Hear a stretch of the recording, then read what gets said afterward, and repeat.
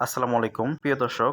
দেখেন, এক ভাই তার ফেসবুকে পোস্ট করেছে যে হোয়াটসঅ্যাপে ওয়ালা আপনাকে অনুরোধ করি, মানে হোয়াটসঅ্যাপ যিনি হচ্ছে মালিক তাকে অনুরোধ করছে সরাসরি ডাউনলোড অপশনটি বন্ধ করে দিতে। কারণ তার হোয়াটসঅ্যাপে প্রতিদিন 500 থেকে 700 ছবি আসে, যেগুলো অটোমেটিক সেভ হয়ে যায়। এই ছবিগুলো রিমুভ করাটা তার যন্ত্রণাদায়ক হয়েছে। হোয়াটসঅ্যাপে অটোমেটিক যে ছবিগুলো ডাউনলোড হয়ে যায় বা ভিডিওগুলো ডাউনলোড হয়ে যায়, এইটি বন্ধ করে দেওয়ার অপশনটি রয়েছে। তো এটি আপনাদেরকে দেখাবো যে কিভাবে আপনারা আপনাদের বিরক্তিকর বিষয়টি থেকে কিভাবে মুক্তি পাবেন।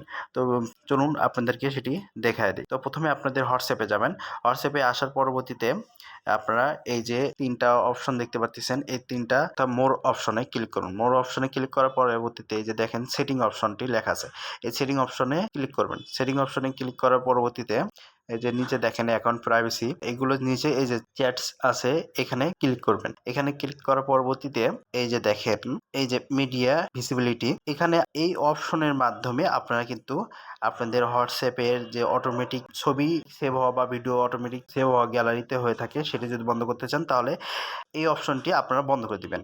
তো এই অপশনটি বন্ধ করে দিলে আপনাদের আর কখনোই কেউ যদি আপনাদের ছবি পাঠিয়ে থাকে তাহলে সেই ছবিগুলো অটোমেটিক গ্যালারিতে সেভ হবে না বা ভিডিও সেভ হবে না।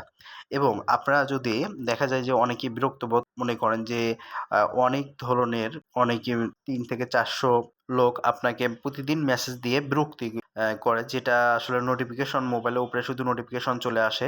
এটা থেকেও আপনারা মুক্তি পাবেন। এই যে এখানে ক্লিক করবেন, এখানে সেটিং অপশনে যাবেন। সেটিং অপশনে যাওয়ার পর এই যে নোটিফিকেশন, এখানে যাবেন।